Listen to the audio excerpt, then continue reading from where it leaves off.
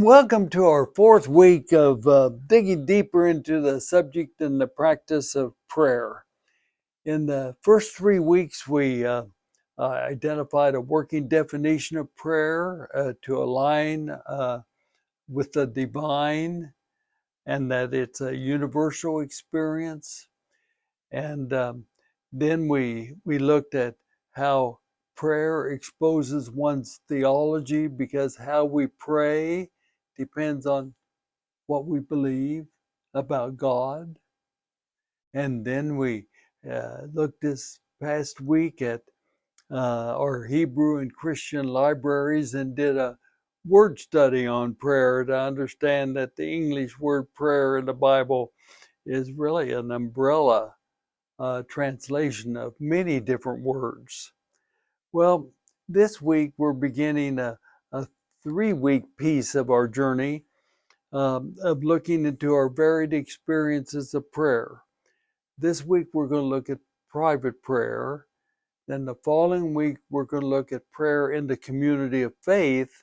And then the third week we're going to look at public prayer. Private prayer. That's what we're dealing with this week. Private prayer is the experience we have really without being accompanied by another. The just you and me God experiences we have in our faith journey. Sometimes our experiences are in a community of faith. We'll deal with those next week. Sometimes in public, we'll deal with those in a couple weeks. But this week, just the you and me God experiences we have in our faith journey. Now, thousands of books are available. Devotional aids are plentiful. Written prayers are published as helpful aids in our private times, devoted to aligning ourselves with the divine. At one point in my journey, I was trying to lead a study on the subject of prayer, and it was suggested in the study guide to ask every person in the group to share how they prayed in private. It was a good suggestion because the experiences were really fascinating. Some started their day without doing anything else by reading the upper room devotional for the day, which always included a prayer. Some had a disciplined reading practice of faith-related materials. Others read a different biblical passage and meditated about the meaning without a spoken word.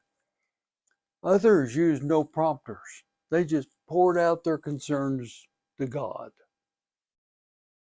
John, interestingly enough, was the last one to share.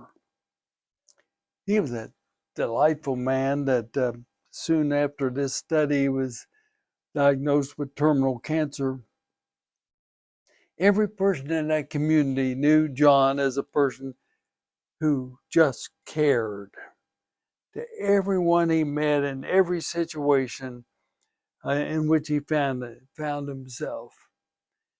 But he was uneasy and sort of unsettled as he shared with the group of, let's say, maybe 8 or 10 people.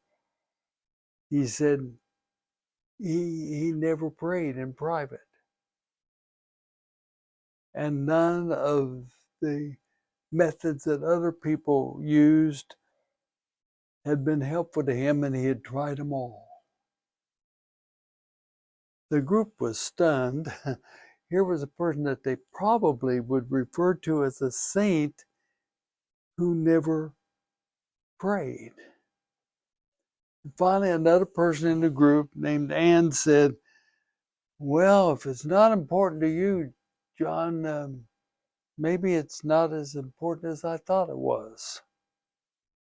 Now, to make a long story short, John finally responded with these words, which have been etched in my memory for 60 years. John said, Well, I guess my private prayer is like the sign at the railroad crossing.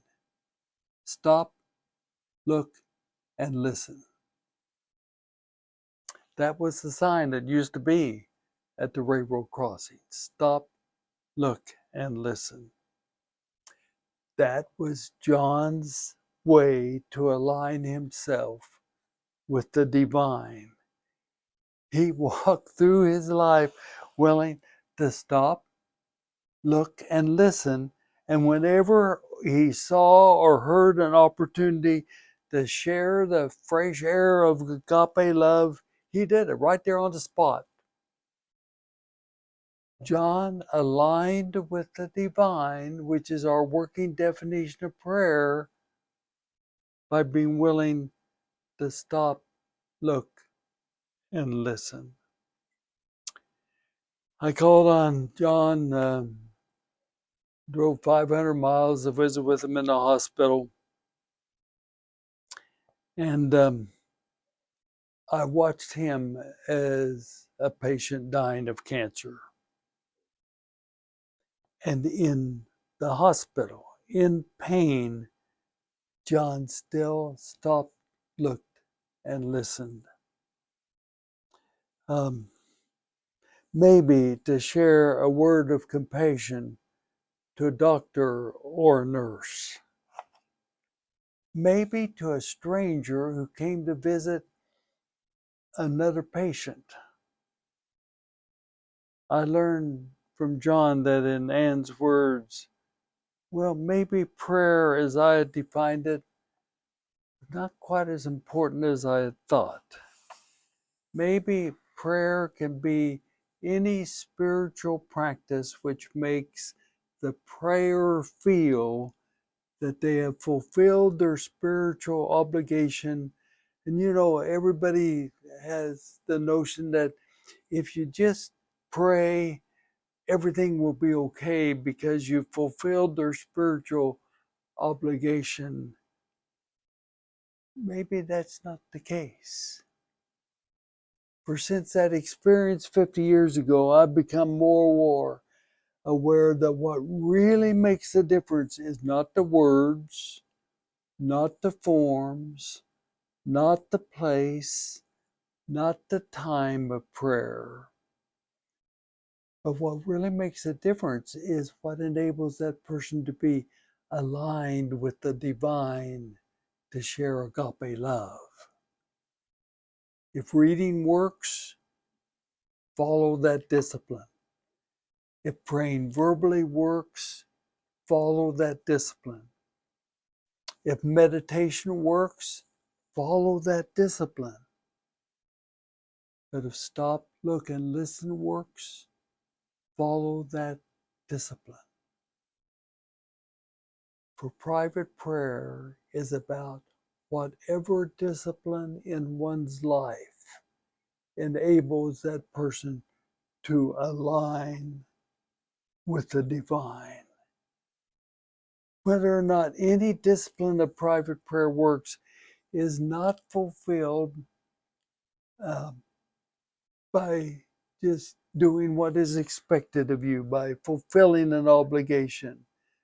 Whether private prayer works as a necessary component of one's private journey of faith, just me and my God, is whether or not that discipline moves us on the way to align with the divine.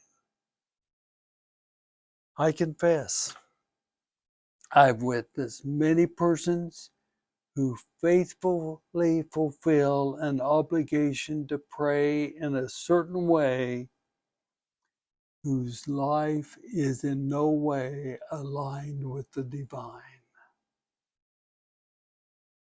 Regretfully, from time to time, that person that I see is the one I see in the mirror.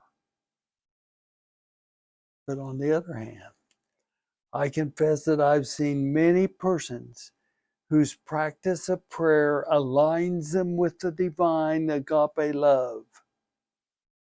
Hopefully, from time to time, that person is the one I see in the mirror. For my greatest learning about private prayer is from a man named John, from whom, if nothing else works, a good fallback practice, which always works, is to stop, look, and listen.